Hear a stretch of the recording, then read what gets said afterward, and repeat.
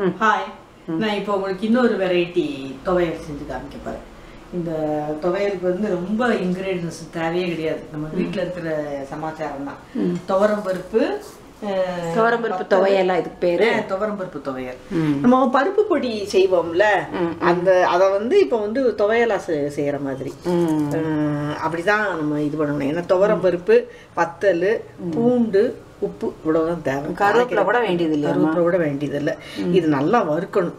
நல்லா வாசமா வறுத்துட்டு அதுக்கு பிறகு இது பண்ணணும். வறுப்போமா?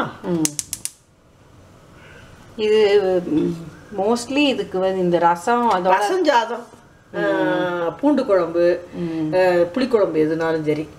புளிக்குழம்புக்கு வந்து சைடு பொரியல் வைக்க வேண்டாம் அப்படின்னு நினைச்சா தேங்காய் துவையல் நல்லா இருக்கும். இது ஒரு மாதிரி டிஃப்ரெண்டா நல்லா இருக்கும். இது அப்படியே சாதத்துல போட்டு எண்ணெய் ஊத்தி நெய் ஊத்தி சாப்பிடறான்னு சாப்பிடலாம். பருப்பொடி அந்த மாதிரி நல்லா இருக்கும். ஆனா வேற இட்லி, தோசை அதுக்கெல்லாம் நல்லா இருக்காது. எண்ணெய்லாம் ஊத்தி இது பண்ணலாம். சும்மா ட்ரையா தான் ட்ரை பருப்பு. சரி, ஓகே. இது இந்த காய்ச்சல் அடிக்கும் போது கஞ்சி குடிக்க சொல்லுவாங்கல்ல, கஞ்சி குடிக்க கொடுத்துருங்க, வேற டயட் வேண்டாம், அப்படி கொஞ்சம் வயிறு மந்தமா இருக்கிறது அந்த இதுக்கெல்லாம் செய்யும்போது அது தொட்டுக்கிறதுக்கு வந்து இது வைப்பாங்க. அந்த காலத்துல புளி போடக்கூடாது, உப்பு ரொம்ப போடக்கூடாது, காரம் ரொம்ப இருக்கக்கூடாது அப்படின்னு சொல்லிட்டு இப்போ நம்ம அதை கொஞ்சம் அப்படியே ஷேப் பண்ணி பருப்பு பொடி மாதிரி கொஞ்சம் காரம் கூட்டி கொஞ்சம் வெள்ளைப்பூண்டு போட்டு அப்படிலாம் நம்ம செய்கிறோம். சரி, இப்போ இது வறுக்கிற வரைக்கும் ஆமாம், நல்லா வாசம் வர்ற வரைக்கும் ப்ரௌனாக கோல்டன் ப்ரௌனாக வரணும், கறிக்கிடக்கூடாது. அப்படி வந்து வறுக்கணும். இப்போ கலர் மாறிக்கிட்டு இருக்கு. நான் இப்போ இந்த வத்தலை இதோட போடுறேன். வத்தல் சேர்ந்து வறுபடணும்னா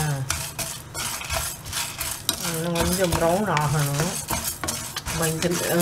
மீன் டைம் நீங்கள் இதை போடுறீங்க. வத்தல் வறுபடணுங்கிறதுக்காக கோல்டன் ப்ரௌன் ஆயிடுச்சு. இப்போ ஆஃப் பண்ணிங்க இல்லையாம்மா? இந்த வெள்ளை பூண்டை இந்த சூப்போட கொஞ்சம் போட்டுக்கலாம். இது உப்பு போடுறது வந்து தண்ணி ஊற்றி தான் அரைக்கணும். ஆனால் தண்ணி நிறையா போட்டு பேஸ்ட்டாக அரைச்சிடாதீங்க, துவையல் மாதிரி அரைக்கணும். சரி, இன்னும் கொஞ்சம் ஆறணும் இல்லையா? அப்படியே இருக்கட்டும், இந்த தனியாக வச்சுருங்க.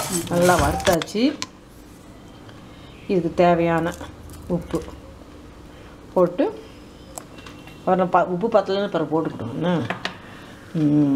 அரைக்கணும்.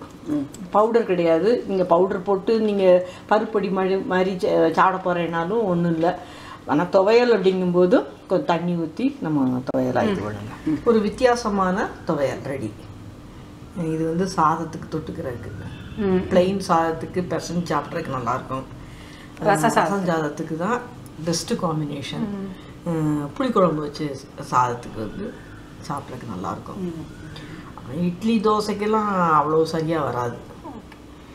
சாப்பிட்டு என்ஜாய் பண்ணுங்கள்.